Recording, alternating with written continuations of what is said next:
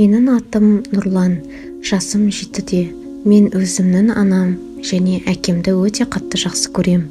Шынымды айтсам, оларды қатты сағынам.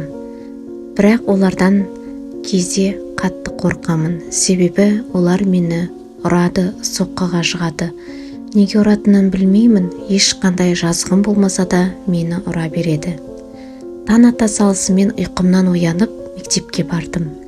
Мен жақсы оқитынмын.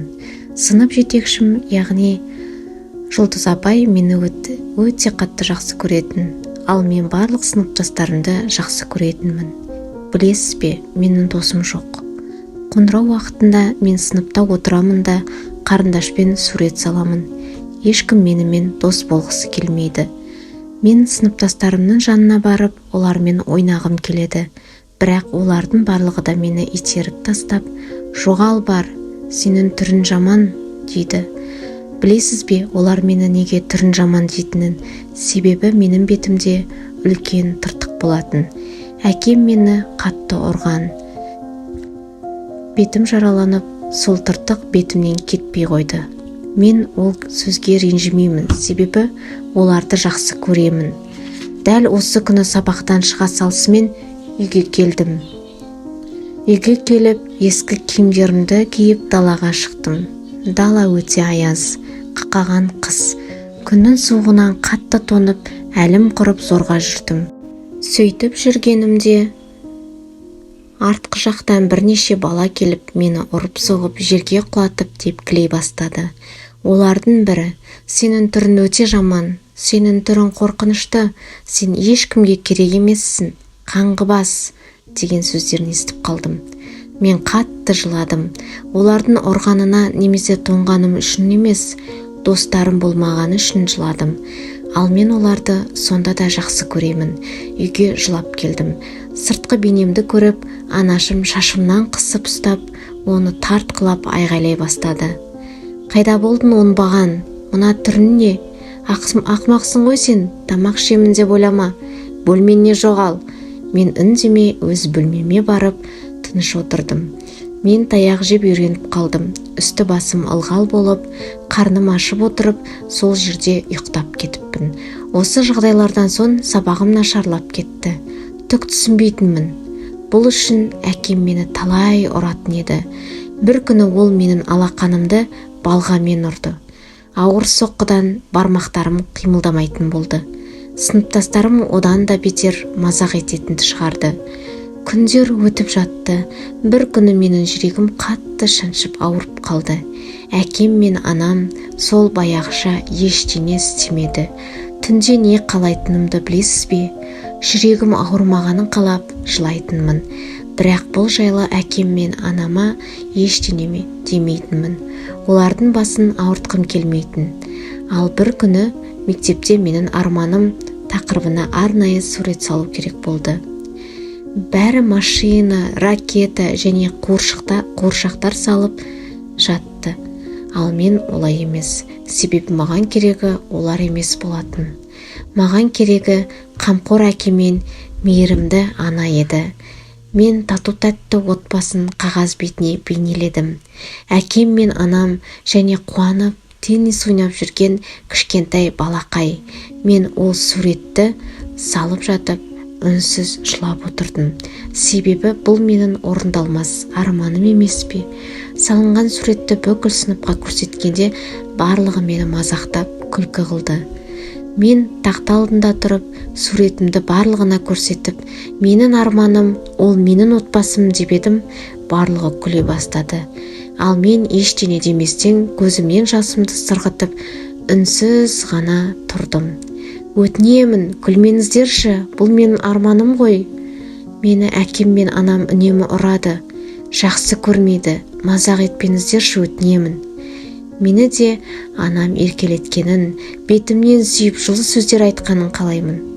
Күнде сабақтан соң мектеп бір бұрышында тұрып, сіздерді ата-аналарыңыз алып бара жатқанын көріп, қатты қызығамын. Ал мен ешкімге керек емеспін. Мен оны жақсы білемін дедім де қатты жылап жібердім.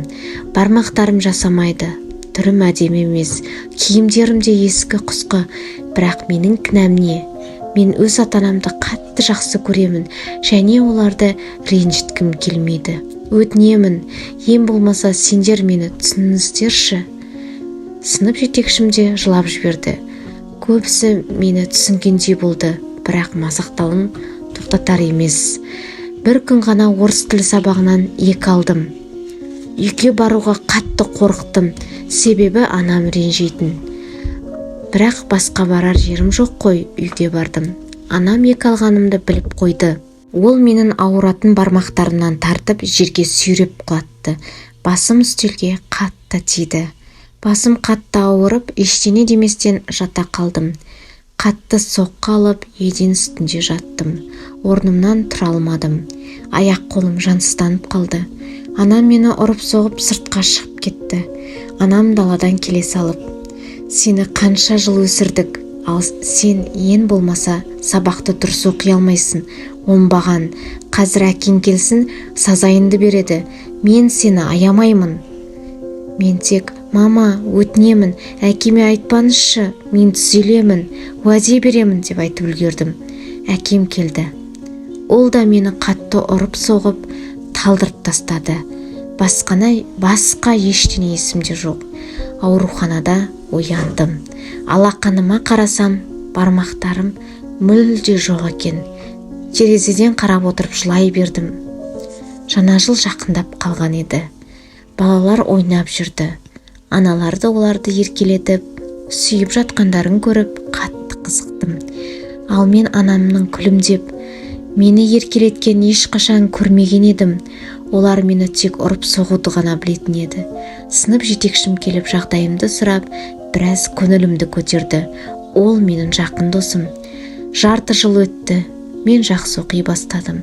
Бір күні үйде отырып, ішіп отырған шайды төгіп алдым. Олар мені тағы да ұра бастады. Кенеттен жүрегім ауырып қалды. Мама, жүрегім ауырып жатыр" дедім.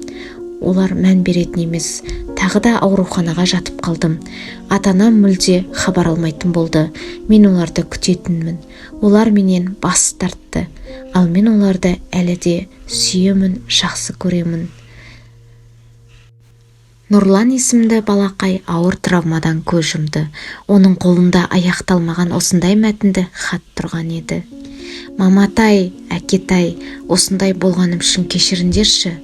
Түрім жаман болғаны үшін, ақмақ болғаным үшін, мені сүймегендерің үшін кешіріңдерші. Кешіріңдерші, өтініп сұраймын. Мен сендерді ренжіткім келмейді.